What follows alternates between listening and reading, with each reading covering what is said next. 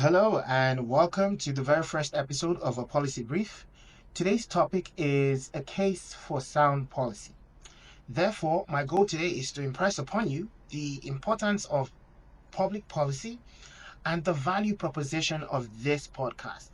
Our topic today was inspired by a tweet I came across on the social media platform Twitter, now called X, which went along the lines of your life is defined by two or three important decisions, and everything else is a rounding error. Now, typically I see tweets like this and I acknowledge and just scroll, but I decided to indulge. Now, in my attempt to engage and make sense of what I consider reasonable logic, I made my own list of choices that I believe would determine the outcome of my life or anyone else's.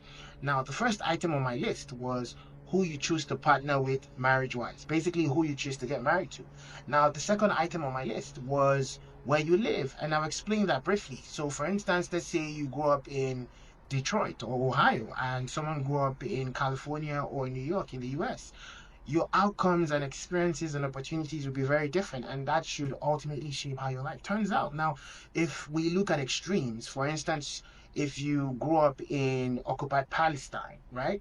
Now, someone else grew up in California, in a suburb in California, you're going to have very different outcomes and opportunities, and that ultimately should define how your life turns out.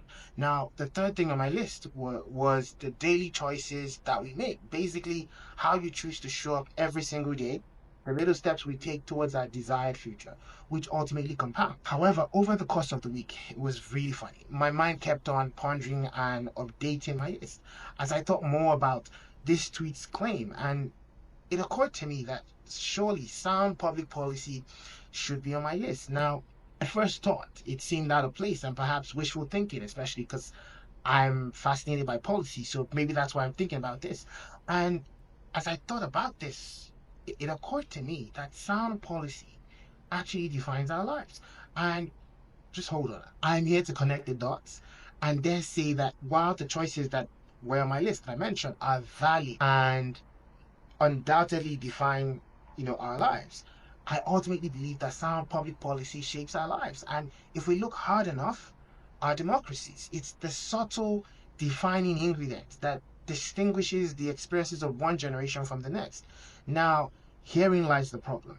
On the surface, it appears that policy is something that we do not have control over because we have somehow over time delegated the policy process to our representatives at different levels of government and they're agents of change. However, if you look behind the veil of the status quo that I just, put forward and you seek truth on who really has control over the policy process and more importantly, the impact of policies as they shape our world, it then becomes clear that we, the people, and by that I'm referring to you and I, have control because we are ultimately responsible for our various systems of government, elected officials, and the institutions that carry out the policies that shape our lives. Now, I'd like us to look at the evidence of how policy has shaped our world historically. July 4th, 1776 is viewed as the birth of the United States of America because it is when the founding fathers signed the Declaration of Independence. However, the US did not have a tax on income until 1862 because the federal government needed more revenue during the Civil War. This was subsequently abolished after the war. Now, fast forward 51 years after that into the future, the ratification of the 16th Amendment in 1913 gave Congress the right to levy and collect income taxes. Now, in the United States, there are other areas where you can see the fabric of society change through the use of public policies, such as the Civil Rights Act of 1964 and women's suffrage in August 1920, which brought about the 19th Amendment of the United States Constitution, which granted women the right to vote. Now, in more recent times, the failure of regulatory oversight on mortgage lending and credit default swaps led to the great financial crisis of 2007, which for a moment almost brought about the global financial markets coming to its knees. And it required quick thinking by regulators and a barrage of mitigating policies to provide stability to the global financial system. Other significant areas in which public policies have shaped the United States include areas like education, abortion rights, police brutality, healthcare, rights for LGBT persons, climate change. It can even be as little as traffic laws. In modern day United Kingdom, a good look, you can look at their prime ministers, one of which is very notable, Winston Churchill. Now, I like to look at one of their most polarizing prime ministers, Margaret Thatcher's policies on privatization, labor trade unions, the Housing Act of 1980, education, which played a significant role in how the United Kingdom is shaped today. And you build on that, and you see the Prime Minister Tony Blair, the policies that he introduced on a national minimum wage, rights for LGBT people, and the signing of treaties integrating the UK more closely with the EU and improving the Bank of England's independence. Now, this is a twist because the defining moment for the UK a decade later after Tony Blair left office, you see a referendum being held to withdraw the UK from the European Union in somewhat, I would say, dystopian fashion. Now, in the UK, the Bank of England plans to issue a digital pound, which is basically a central bank digital currency, which will transform the lives of people in the UK once it's issued, and the generation after that. Now, let's look at Europe. And for Europe, I'll focus a little bit on Germany because it's an economic powerhouse in Europe, and it's responsible for a little around 20 something percent of the Eurozone's GDP. What Germany experienced what some would term an economic miracle, beginning around 1948, following policies that included economic reforms, the elimination of price controls, the reduction of marginal tax rates. Fast forward a couple of years, and you see in 1949, NATO was established. Germany also joined what we could look at as the Council of Europe, and in 1958, the European Parliament was established. You see that these unions and partnerships played a great role in Europe's growth and political landscape. And without a doubt, this couldn't have been made possible without public policies. Now, on the African continent, independence from colonial rule seemed to occur for most countries in the mid 1900s, right? Let's say around 1960s for most countries. Now, most countries had brimming hope that they set out to structure their economies in terms of productions, institutions, infrastructure to collectively push for economic development. Now, there was, if you look through and try an average, we can see things like protectionist policies, import substitution, structural adjustment programs, multilateral debt, and decades later, the African continent has yet to unlock its true potential.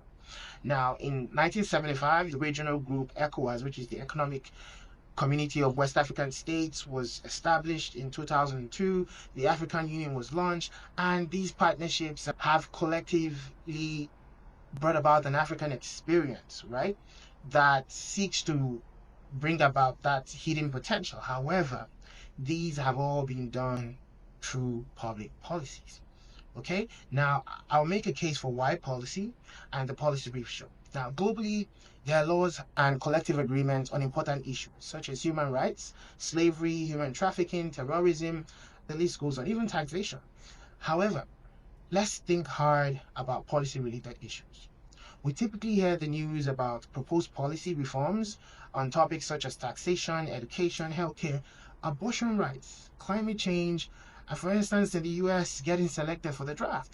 It's been talked about. Now, you look at things like housing, economic policy, such as, because we've had a lot of inflation, in most countries, and you hear the central bank talk about interest rates and how that affects inflation and thus economic resilience. But now, herein lies the problem, because I mentioned it before. The public receives news about proposed policies. It gets talked about somewhat for a little while and forgotten as people focus on the task of living. I mean, living is a pretty serious thing. Now, this thereby creates a flaw in the policy process, because what you then now find is that the public hands over its supervisory role to its agents. Now, these agents are elected officials and public servants. The initial response one is to have is say, okay, well, that's why I vote, and I ensure that the right people are in office. Now, while this way of thinking is partially correct, you should vote for the right person. A reliance on this way of thinking contributes to the disconnect in the public policy process. Now, the public, the real owners of the public policy mandates, is often seen as an unwilling passenger in the process, constantly yielding complete control, like I mentioned, to its agent, the elected officials and public servants meant to act on their behalf in government and state institutions that implement policy. Now, This disconnect is further aided by the lack of transparency and information asymmetry as between the agents, and these agents, I would say, are elected officials and public servants, and the public. Now, while we have certain pressure groups that speak on topics of interest for policy things, they do not represent a significant number of the public, right? And like the media that should bridge this information gap, right? They sometimes have their own agenda. Now, the $64,000 question is, how do we remedy this flaw in the public policy process? Now, given the importance of how policy shapes our lives, I recommend the elimination of this information asymmetry between the public and its agents. These agents are elected officials and public servants. Now, we eliminate that information asymmetry through the elevation of a collective consciousness of the public on the importance of public policy and through the provision of research-based, unbiased information on topical policy issues that will equip the public to hold its elected officials accountable through all phases of the public policy process. In my view, it will lead to a highly informed and active public on all policy-related issues. Now, the recommendations that I just articulated are why I have created this podcast called A Policy Brief. In each episode, a case is made for sound policy. Now, we'll be asking questions that need to be asked about policy-related issues. We'll be telling stories that need to be told. The hope is to improve the collective awareness and knowledge of the public through research-based analysis of important topical global policy issues in a non-technical manner while remaining non-partisan, as sound policy analysis demands the separation of politics and its influence from the validity of policy options. Now, I hope you will like this video and subscribe to stay updated on the latest episodes and be part of the conversation shaping the future of our world. Thank you, and let's work to make policy a force for good.